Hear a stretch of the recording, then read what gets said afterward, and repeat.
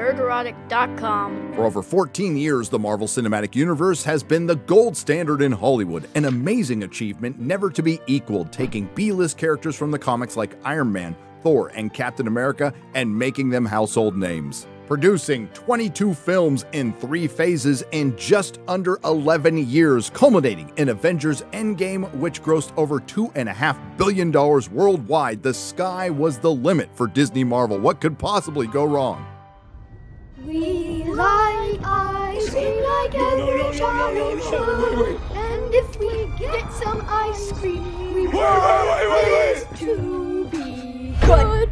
Enter Marvel Phase 4.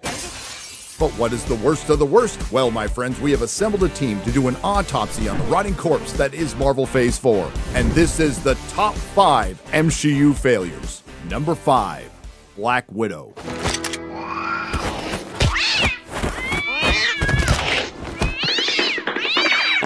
Your time of the month. Black Widow is the first Marvel film in Phase 4 that features a dead character because Disney didn't learn anything from Solo, hashtag Solo lost money. But at least it's inclusive, the first female Marvel OG to be character assassinated in her own film, written by someone who doesn't know how to read a comic book, Jack Schaefer. I was not a comic reader, so I sort of came to them late. And on this project, I very much relied on my producer, Mary Lavanos, to be the sort of comic whisperer to me. She would like text me a cell to like be like, it's like this kind of thing. And sometimes I'd be like, oh, I get it. And sometimes I'd be like, that's Greek to me.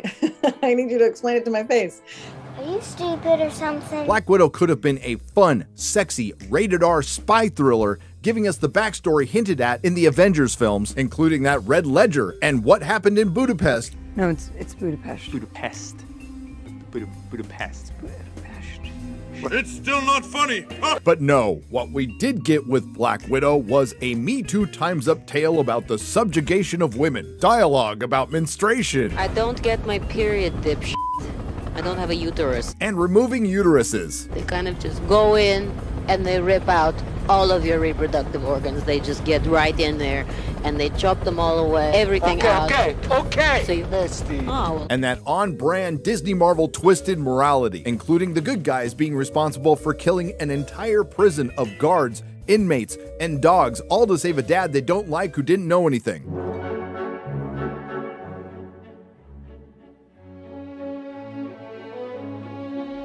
I gave my life for a cause. I thought I was being brave. You don't have earpiece. What? Oh, Johnny, oh! Something else that's on brand for Disney Marvel, the main character taking a backseat in her own film to introduce Pocket Black Widow. And then there's our villains, General Epstein. No, I'm sorry, General Weinstein. Oh, I'm sorry, General Dreykov. But the single worst part about this film is what probably puts it on the list. The reveal of the Taskmaster, who was played by a man and a woman, and somehow we weren't supposed to notice. Big balls. With the single worst villain reveal until MODOK.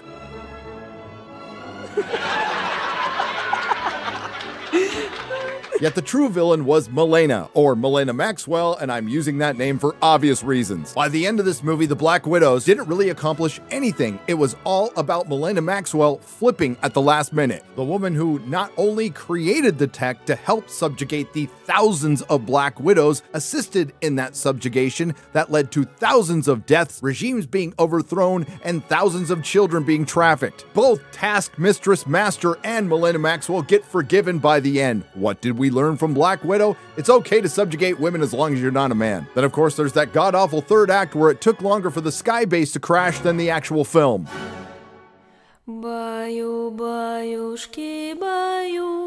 Black Widow was released day and date on Disney Plus and in the theaters, resulting in a horrible box office and a worse second week, leading to its star Scarlett Johansson suing Disney. Black Widow was a catastrophe for Disney Marvel, and instead of being an anomaly, it ended up being a precursor for things to come.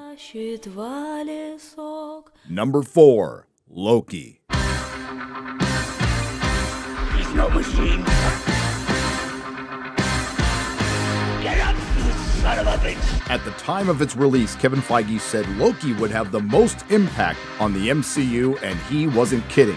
We were actually impressed with how much damage they were able to do to the MCU in one series. The first thing to keep in mind is our titular character is supposed to be a variant of the Loki from the first Avengers film. Stand back, you mewling quim. I can change him. And they don't waste any time emasculating Loki, which would start a trend that would run through the entirety of Marvel Stage 4.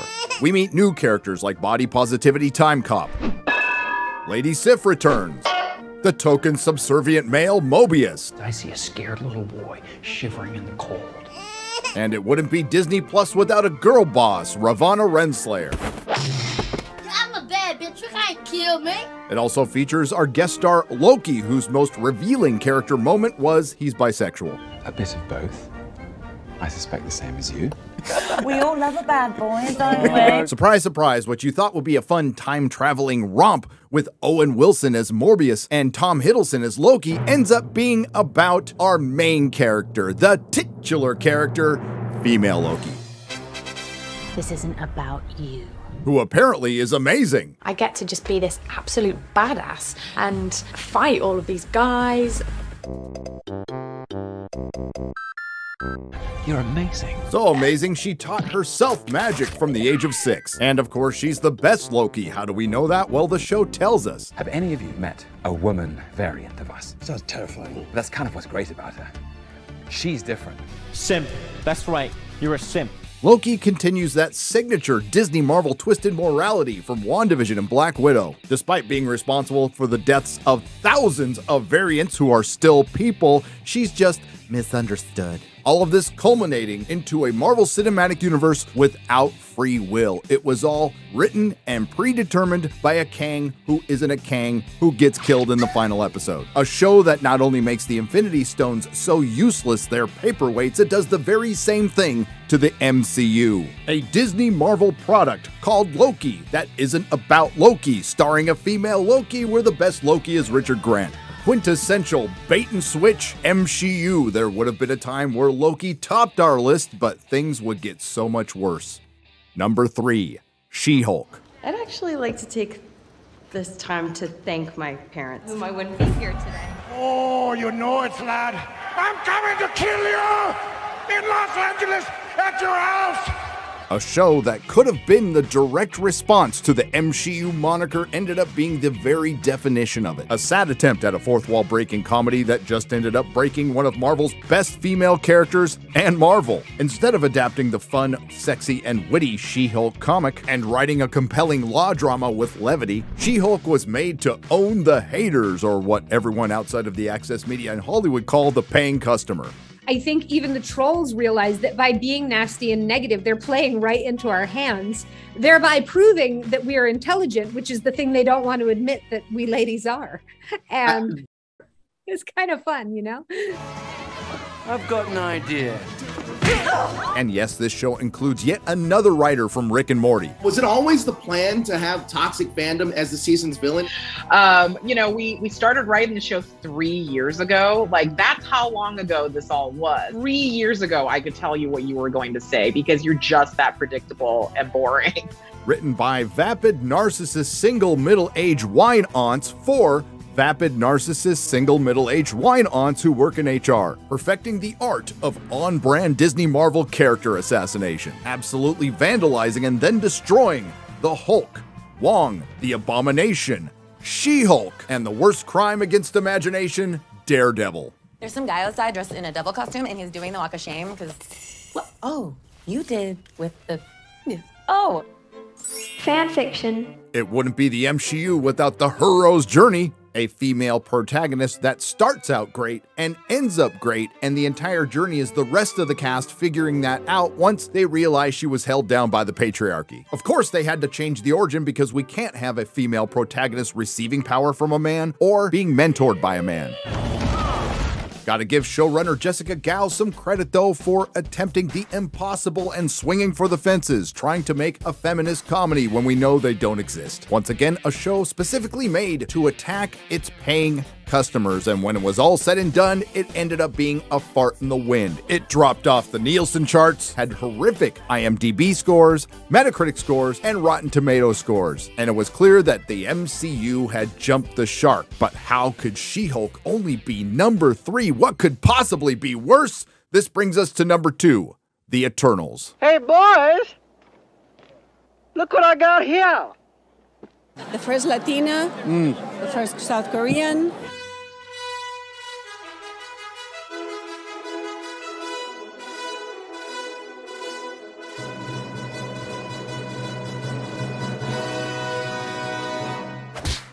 Incredibly diverse diverse representation. Such diversity, such inclusion. A lot of representation. Diverse. Diversity and the inclusive. Representative. Representation, diversity, inclusion. Diverse. Diversity. Diverse. Representation. Diversity. Diverse and inclusive. A movie featuring characters no one knows, based on a comic book no one under 40 remembers, directed by an Academy Award winner whose film no one watched, and written by two 12-year-olds no one's heard of. A film we were told would save lives, and it did. Fewer people risked getting into their cars to go see it. The Eternals was fast-tracked by Kevin Feige not for the characters, not for the source material created by Jack Kirby, but to maximize identity politics. Filled with cinematic firsts, the first Disney Marvel film with a woman of color director, the first Disney Marvel film with a diverse cast since the last Disney Marvel film with a diverse cast, the first Disney Marvel film with a sex scene, the first Disney Marvel film with a gay kiss, the first Disney Marvel film with two leads who never changed their facial expression, the first Disney Marvel film to leave a giant marble celestial in the middle of the ocean and never speak of it again. It's the first Disney Marvel film to go rotten on Rotten Tomatoes, and the first Disney Marvel film to be a diverse flop. It also continues the Disney Marvel trends of attacking the fans, accusations of review bombing, massive second-week drops, and horrific CGI. The Eternals took the arguably most recognizable hero of the Eternals, Icarus, and turned him into a bad Superman trope because he's a white male, essentially making this movie a Disney XD Watchmen written by a 6th grader. Let's face it, the Eternals is hot garbage, a bloated and incoherent mess filled with butt-puckering cringe, only interrupted by eye-watering boredom. That leaves you with a lot of questions. I'll just ask two. How did hairstyles not change for 7,000 years? And how did body positivity Dr. Manhattan help Oppenheimer with the atom bomb, but couldn't fit in a trip to the gym or stop Thanos? This is also the first flick from Disney Marvel to import sitting at tables and talking about feelings from Disney+. Chloe Zhao was asked whether she'd be interested in directing an MCU Eternals sequel, to which Zhao simply responded, "No comment." The Eternals was a sure sign that Marvel was running on methane fumes and the MCU was the match. I think Chloe created a new genre, new genre of superhero movies. Where I come from, it's called garbage. Before we get to the number 1 MCU failure, we have some very worthy, dishonorable mentions that are quite frankly almost the rest of Marvel Stage 4. Shang-Chi. Shang-Chi. Shang-Chi. Shang-Chi. Shang. Shang. Shang. Shan. Shang. You change your name from Shang to Sean? It's like, hi, my name's Gina. I'm gonna go into hiding. My new name's Gina. If we're going to win, it won't be with me stuck behind a desk.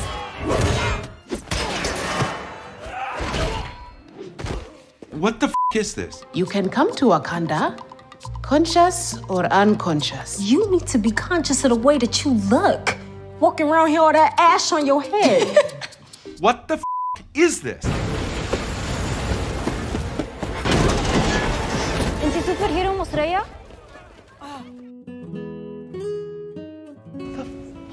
As previously stated, this was an extremely difficult list to put together because so much of Marvel Phase 4 was so bad, so we felt it was prudent to point out these 3 pieces of Disney Marvel content were firmly on the bubble. According to Natalie Portman, Thor: Dumb and Dumber was the gayest Marvel film, and she wasn't kidding, a movie that wasted the talent of Christian Bale playing tweaker Uncle Fester. Also starring the expressionless Tessa Thompson as King Valkyrie, because King is a higher rank than Queen in the intersectional fever dream that is known as the the MCU. Thor returns once again to search for meaning in his life for the 4th time in as many films, this time as Himbo Thor. And Natalie Portman stars as female Thor with her CG guns. Taika Waititi promised to ruin our mythos in a minute, baby, and he did. When it comes to the wokest of the woke of the MCU, that goes to Falcon and the Winter Soldier. After f***ing off the rest of his life for Agent Carter, Cap disses Bucky and gives his shield to Falcon, who promptly sympathizes with the terrorist group. The terrorists only set us back a bit. You have to stop calling them terrorists.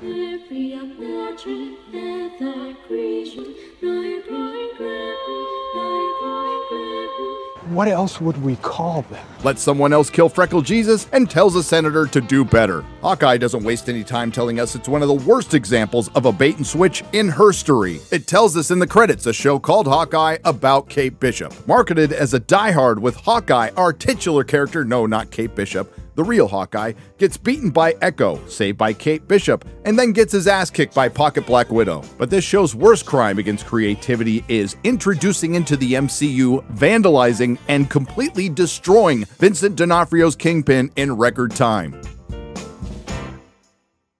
By all accounts, The Eternals should have topped our list, but it's one thing to have a bad, inconsequential movie. That does leave a giant marble celestial in the middle of the ocean never to be talked about again. And it's another thing to have established characters with an established director destroy established canon, all while pulling off a historic bait and switch. The #1 MCU failure, Doctor Strange Mom.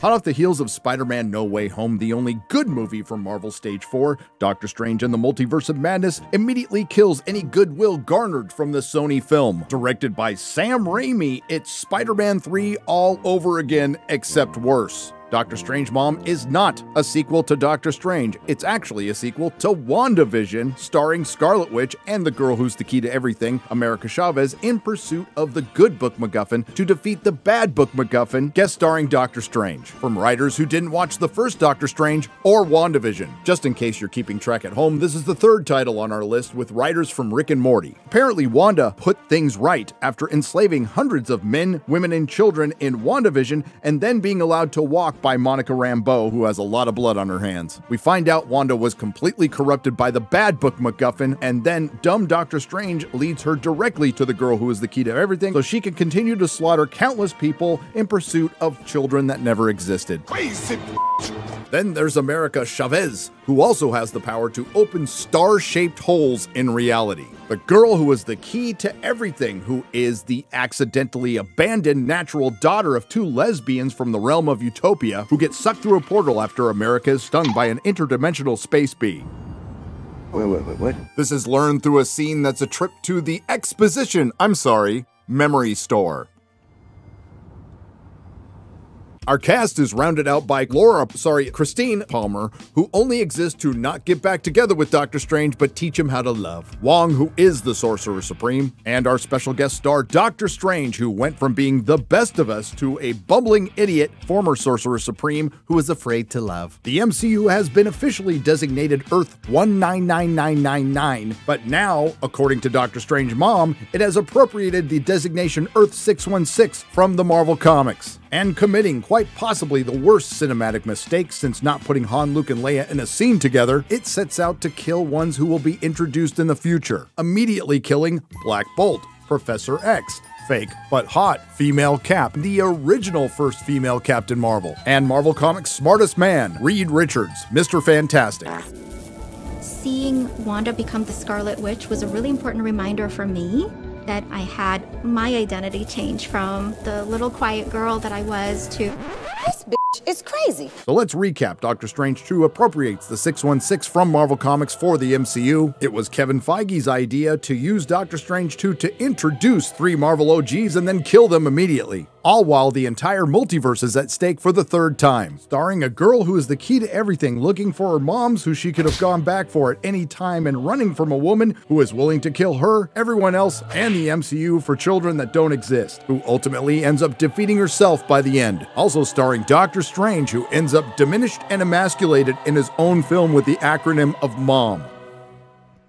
There you have it, ladies and gentlemen, the top 5 MCU failures. Gone are Captain America, Iron Man, and Black Panther. Good storytelling, the talent, masculinity, and a plan. In are identity politics, more female characters than male characters, gender swaps, race swaps, girl bosses galore, intersectional feminism, character assassination, CGI gobbledygook, Rick and Morty writers, casting writers and directors rather than hiring them on merit. Lots of kicks in the balls, costly reshoots, and male characters diminished only slightly faster than the box office returns, all solidifying Marvel Phase 4 as the complete disaster that is the MCU. If you don't agree with our list, tell us in the comments section below, or better yet, make your own. Don't forget to like, share, and subscribe, and you can enjoy another video right now.